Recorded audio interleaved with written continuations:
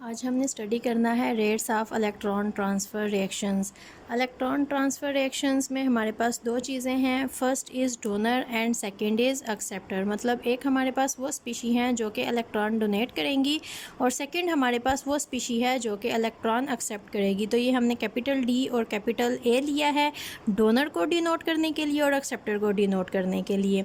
अब हमारे पास क्या होगा, डी प्लस ए जब एक दूसरे के साथ रिएक्शन करेंगे तो डी इलेक्ट्रॉन डोनेट करेगा और इसके ऊपर पॉजिटिव चार्ज आ जाएगा और ए जो कि इलेक्ट्रॉन एक्सेप्ट करेगा इसके ऊपर नेगेटिव चार्ज आएगा।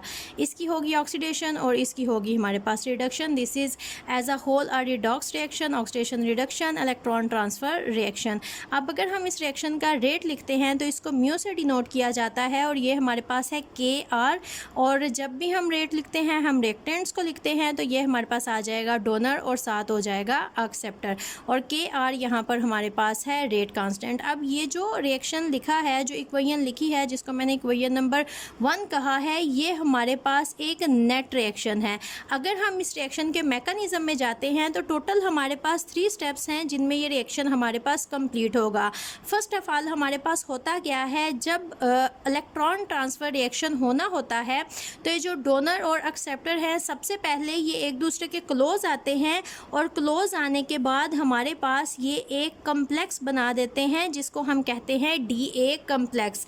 कम्प्लेक्स जब बन जाता है तो सेकंड स्टेप हमारे पास होता है इलेक्ट्रॉन ट्रांसफ़र का, के E T is for electron transfer. ये जो कम्प्लेक्स बना है इस कम्प्लेक्स के बीच में एक स्पीशी दूसरी को अपना इलेक्ट्रॉन डोनेट कर देगी और दूसरी इलेक्ट्रॉन को एक्सेप्ट करेगी और इस कम्प्लेक्स के अंदर ही इलेक्ट्रॉन का ट्रांसफ़र हो जाएगा हमारे पास।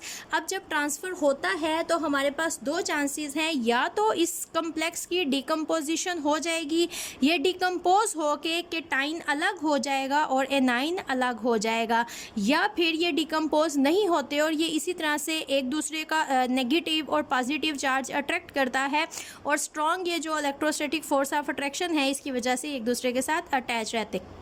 But in most of the cases हमारे पास क्या होता है, ये जो कम्प्लेक्स है इसकी डीकम्पोजिशन हो जाती है। दिस इज़ के डी इज़ फॉर डीकम्पोजिशन, इनकी डीकम्पोजिशन होती है और ये हमारे पास अलग हो जाता है और एज अ होल जो ये नेट रिएक्शन बनता है that is D plus A is reversible reaction cation and A9. और अगर मैकेनिज्म देखो तो ये हमारे पास टोटल 3 स्टेप्स में होता है। इसको हमने इक्वेशन नंबर 2 कहा, इसको हमने 3 कहा, इसको हमने 4 कहा। और अब हमने क्या किया, हमने इस रिएक्शन का रेट लिखा।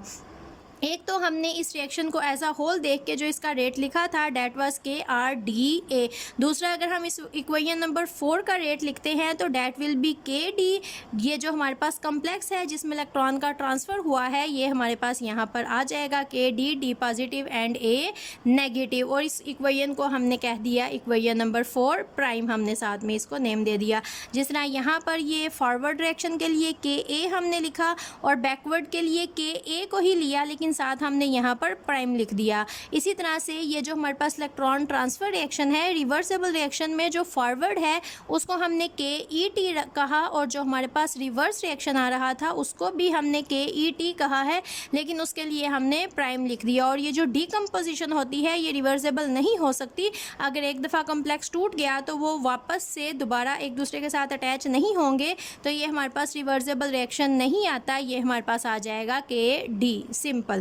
अब हमने क्या करना है, हमने इनके रेट्स कैलकुलेट करने हैं। तो रेट्स कैलकुलेट करने के लिए जो रूल अप्लाई किया जाता है that is steady state approximation. Steady state approximation rule apply किया जाता है इनके रेट्स को कैलकुलेट करने के लिए। बेसिकली जो स्टडी स्टेट अप्रॉक्सीमेशन रूल होता है ये यूज़ होता है to calculate the concentration of intermediates. अब इंटरमीडिएट्स हमारे पास क्या होते हैं, अगर आप इस नेट रिएक्शन को देखोगे these are reactants and these are products. अब अगर इस मैकेनिज़्म को आप देखते हो, ये जो 3 स्टेप्स हैं तो इस मैकेनिज़्म में आपको कुछ स्पीशीज़ ऐसी भी नज़र आती हैं जो कि इस मैकेनिज़्म में ही बनती हैं और मैकेनिज़्म में ही ख़त्म भी हो जाती हैं, ब्रेक भी हो जाती हैं, और जब नेट रिएक्शन लिखा जाता है तो नेट रिएक्शन में वो अपीयर नहीं होती। उन स्पीशीज़ को कहा जाता है इंटरमीडिएट। जैसे यहाँ पर रिएक्टेंट्स में डोनर, हमारे पास जो नेट इक्वेशन है, रिएक्टेंट्स में डोनर है और एक्सेप्टर है, और प्रोडक्ट्स में केटाइन है और एनाइन है। यहाँ पर डोनर है, एक्सेप्टर है, केटाइन एंड एनाइन। ये जो बीच में हमारे पास एक डी कम्प्लेक्स बन रहा है और दूसरा ये जो हमारे पास इलेक्ट्रॉन का ट्रांसफ़र होने के बाद कम्प्लेक्स बन रहा है, ये दो यहाँ पर हमारे पास आ जाते हैं इंटरमीडिएट्स। तो अगर हमें इनकी कंसंट्रेशन को कैलकुलेट करना है तो उनके लिए अप्लाई किया जाता है स्टडी स्टेट अप्रॉक्सीमेशन रूल। तो यहाँ पर हम फर्स्ट ऑफ ऑल इन दोनों में से किसी भी इंटरमीडिएट की वैल्यू पहले कैलकुलेट कर लेंगे, किसी की भी बाद में कैलकुलेट कर लेंगे। उसके लिए हम स्टडी स्टेट अप्रॉक्सीमेशन रूल यहाँ पर अप्लाई करेंगे। तो उसको समझने के लिए हम एक पहले और आसान एग्जाम्पल लेते हैं, उसके ऊपर steady state approximation rule apply करेंगे, उसके बाद वापस यहाँ पर आएंगे और इसके ऊपर स्टडी स्टेट अप्रॉक्सीमेशन रूल को अप्लाई करेंगे और ये जो इंटरमीडिएट्स हैं इनकी कंसंट्रेशन को कैलकुलेट करने की कोशिश करेंगे।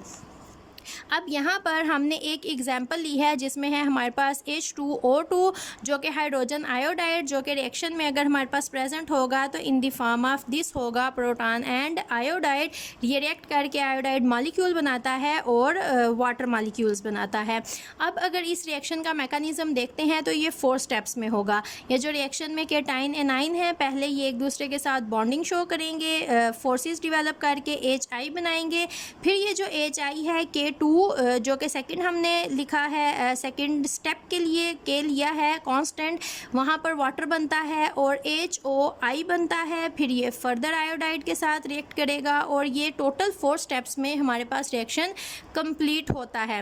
अब अगर हम इस रिएक्शन को देखते हैं तो इस रिएक्शन में जो हमारे पास इंटरमीडिएट्स आएंगे वो हमारे पास एक इंटरमीडिएट है ये जो रिएक्शन में अपीयर नहीं हो रहा। ये रिएक्टेंट्स हैं H2O2 N2HI और प्रोडक्ट्स हैं I2N2H2O। अब इस सारी इक्वेशंस में इन सारी स्पीशीज़ के अलावा जो प्रेजेंट होंगी हमारे पास वो हमारे इंटरमीडिएट्स होंगे। जैसे कि ये हमारे पास है इंटरमीडिएट, जैसे कि ये हमारे पास है इंटरमीडिएट जो कि हमारे प्रोडक्ट्स में या फिर रिएक्टेंट्स में प्रेजेंट नहीं है। इसको आप कह सकते हो ये प्रेजेंट है, नहीं है तो इसको आप कैंसिल करना चाहो तो कर दें। तो हमारे पास यहाँ पर ये 2 इंटरमीडिएट्स हम ले लेते हैं। ये 2 इंटरमीडिएट्स हैं जो कि इस सारे नेट रिएक्शन में प्रेजेंट नहीं है। तो अगर हमें यहाँ पर इन दोनों इंटरमीडिएट्स में से किसी की भी कंसंट्रेशन को कैलकुलेट करना है तो यहाँ पर हम स्टडी स्टेट अप्रॉक्सीमेशन रूल को अप्लाई करेंगे। अब किस तरह से अप्लाई किया जाता है, फॉर एग्ज़ाम्पल मैं इस इंटरमीडिएट की कंसंट्रेशन को कैलकुलेट करना चाहती हूँ तो यहाँ पर steady state approximation rule apply करूँगी। अब हम क्या करेंगे, अगर मुझे इस इंटरमीडिएट की कंसंट्रेशन कैलकुलेट करनी है तो सबसे पहले जो चीज़ मैंने देखनी है वो ये है कि इस टोटल स्टेप्स में किस किस स्टेप के अंदर ये वाला इंटरमीडिएट इन्वॉल्व है। इन्वॉल्व होने का मतलब या तो हमारे पास इसकी फॉर्मेशन होगी या फिर हमारे पास इसकी डीकम्पोजिशन होगी। अब वो सारी इक्वेशंस, वो 2-3 जितनी भी इक्वेशंस होंगी जहाँ पर इसकी फॉर्मेशन है या फिर इसकी डीकम्पोजिशन है, वो सारी इक्वेशंस को हम यहाँ पर नोट करेंगे। सबसे पहले अगर आप देखो तो स्टेप 2 जो हमारे पास है यहाँ पर हमारे पास प्रेजेंट है ये वाला इंटरमीडिएट, और जो हमारे पास स्टेप 3 है यहाँ पर प्रेजेंट है हमारे पास ये वाला इंटरमीडिएट। तो जब हम लिखेंगे इसके ऊपर steady state approximation rule apply करेंगे तो हम इसको इस तरह से लिखेंगे DHOI divided by DT is equal. अब इस इक्वेशन में ये इन्वॉल्व है और इस इक्वेशन में इन्वॉल्व है। लिखने का हमारे पास तरीका क्या होता है, इनके लिखे जाते हैं कांस्टेंट। यहाँ पर हम लिखेंगे K2 और जब भी रेट लिखे जाते हैं हमेशा रिएक्टेंट्स को लिया जाता है तो HI। अब दूसरी हमारे पास इक्वेशन ये है जहाँ पर ये इन्वॉल्व है तो ये हमारे पास आ गया K3 और इसके रिएक्टेंट्स हैं हमारे पास HOI साथ में हमारे पास है आई नेगेटिव। इसके अलावा इस इक्वेशन में भी ये इन्वॉल्व नहीं है, इस इक्वेशन में भी ये इन्वॉल्व नहीं है। ये हमने लिख लिया। दूसरी चीज़ बहुत इम्पॉर्टेंट, अब हमने दो इक्वेशंस लिखी हैं। एक में ये जो हमारे पास K2 है, सेकंड स्टेप है, इसमें हमारे पास ये वाला इंटरमीडिएट बन रहा है, तो ये वाली इक्वेशन हमारे पास इसकी आ जाती है फॉर्मेशन की। यहाँ पर HOI आई नेगेटिव के साथ मिलके टूट के नए मॉलिक्यूल्स बना रहे हैं, तो यहाँ पर ये इक्वेशन हमारे पास आ जाती है इसकी डीकम्पोजिशन की। हमने ये सबसे पहले देखना होता है ये किस किस इक्वेशन में इन्वॉल्व है। सेकंड चीज़ जो हमने देखनी होती है किस इक्वेशन में इसकी फॉर्मेशन है और किस इक्वेशन में इसकी डीकम्पोजिशन है। जिस इक्वेशन में भी हमारे पास इंटरमीडिएट की फॉर्मेशन होगी वहाँ पर प्लस का साइन आएगा, और जहाँ पर डीकम्पोजिशन होगी वहाँ पर माइनस का साइन आएगा। जैसे हमने K2 लिखा था तो यहाँ पर हमारे पास प्लस का साइन होगा, जहाँ पर कुछ भी नहीं वहाँ पर प्लस होता है, तो इसलिए हम यहाँ पर प्लस का साइन नहीं लगाएंगे। लेकिन जब हम K3 यहाँ पर लिखेंगे जहाँ पर इसकी डीकम्पोजिशन हो रही है, तो यहाँ पर हमारे पास आ जाएगा माइनस का साइन। तो चूँकि हम कहते हैं कि हमारे पास फॉर्मेशन इक्वल होती है डीकम्पोजिशन के, तो F minus D is always equal 0, तो ये हमारे पास आ जाएगा 0 के इक्वल। तो अगर हम इसको अब आगे फर्दर सॉल्व करेंगे तो हम क्या करते हैं, K2 यहाँ पर HI इक्वेशन की दूसरी साइड पर ले जाए, माइनस साइन ऑटोमेटिकली ख़त्म हो जाएगा, I एंड I नेगेटिव। अब हमें इसकी वैल्यू कैलकुलेट करनी है, तो इसको हम रखेंगे यहीं पर और बाकी वैल्यूज़ को उठा के ले जाएंगे यहाँ पर, तो ये हमारे पास हो जाएगा K3 एंड I नेगेटिव। अब अगर हमें वैल्यू कैलकुलेट करनी है HOI की, तो हम क्या करेंगे, ये वैल्यूज़ पुट करेंगे तो ऑटोमेटिकली ये वैल्यू हमारे पास आ जाएगी। इस तरह से स्टडी स्टेट अप्रॉक्सीमेशन रूल को अप्लाई किया जाता है। तो वापस आते हैं हम अपनी जो हैं rates of electron transfer reaction, जहाँ पर हमारे पास दो इंटरमीडिएट्स हैं। तो फर्स्ट वन हम पहले एक इंटरमीडिएट की वैल्यू कैलकुलेट करेंगे और फिर हम करेंगे दूसरे इंटरमीडिएट की वैल्यू कैलकुलेट। तो पहले हम इस इंटरमीडिएट की वैल्यू कैलकुलेट कर लेते हैं।